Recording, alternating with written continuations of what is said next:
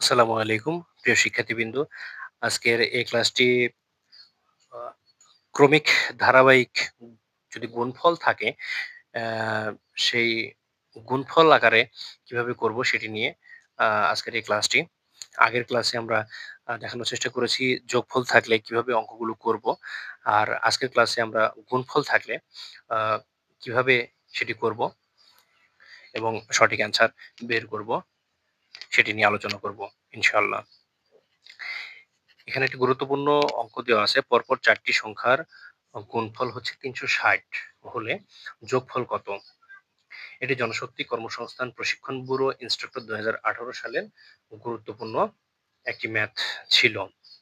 তাহলে প্রিয় আ শিক্ষার্থীবৃন্দ, ১ম এ এখানে যেই গুরুত্বপূর্ণ বিষয়টি আগে ছিল যোগফল, এখন হয়েছে এটি গুণফল। যদি গুণফল হয় তাহলে আমরা এটি কিভাবে বের করব সেটি দেখানোর চেষ্টা করব ইনশাআল্লাহ। এখানে ৩৬০ দেওয়া আছে। ৩৬০ একটি সংখ্যা, সেটি হচ্ছে ৪ টি সংখ্যার গুণফল। তাহলে আমরা এটা ১ম এ যদি এইরকম ভাবে ভাগ আকারে ভেঙে নিই, তাহলে ১ম এ যদি দেখি যে ২ দ্বারা ভাঙবো তাহলে সংখ্যাটি আসবে ২ দ্বারা ভাগ করলে ৩৬০ কে আসবে ১৮০। আবার যে ১৮০ কে যদি ২ দ্বারা ভাগ করি তাহলে আসবে ৯০। ৯০ কে যদি ২ দ্বারা ভাগ করি তাহলে আসবে ৪৫। প্রিয় শিক্ষার্থীবৃন্দ, যদি ৪৫ কে আমরা ভাগ করি, যদি ৩ দ্বারা ভাগ করি তাহলে আসবে ১৫। ৩ ১৫ ৪৫। আবার প্রিয় দর্শক, যদি ৩ দ্বারা ভাগ করি তাহলে আসবে ৫। ৩ ৫ ১৫। এখন এখান থেকে আমাদের ৪ টি সংখ্যা বের করে নিতে হবে যে এখান থেকে কোন ৪ টি সংখ্যা হবে। তাহলে আমরা একটা সংখ্যা ধরতে পারি।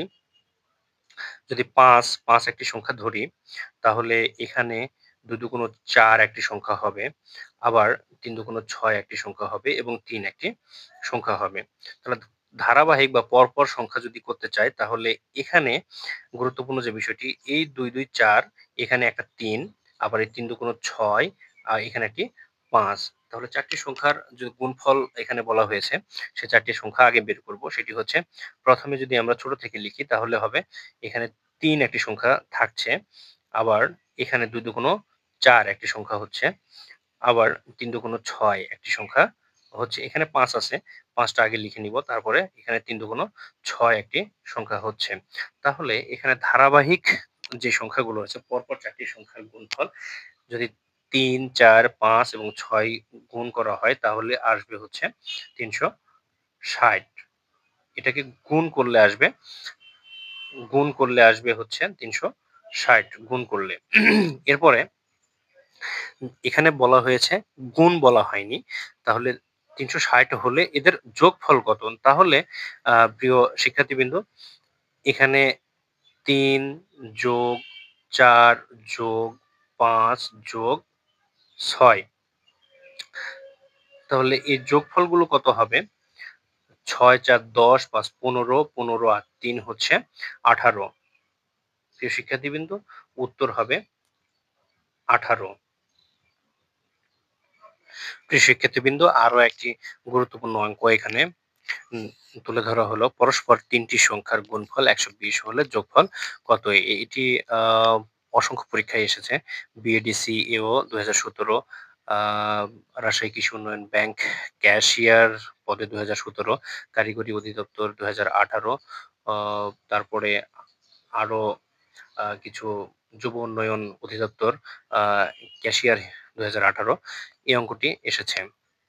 তাহলে এই অঙ্কটি আগের মতো করেই আ একইভাবে সমাধান করতে হবে। তাহলে ১২০ একটি সংখ্যা রয়েছে। এটিকে যদি ২ দ্বারা ভাগ করা হয়, পরপর ৩ টি সংখ্যা বলেছে। তাহলে এটা আমাকে আগে ৩ টি সংখ্যা বানিয়ে নিতে হবে।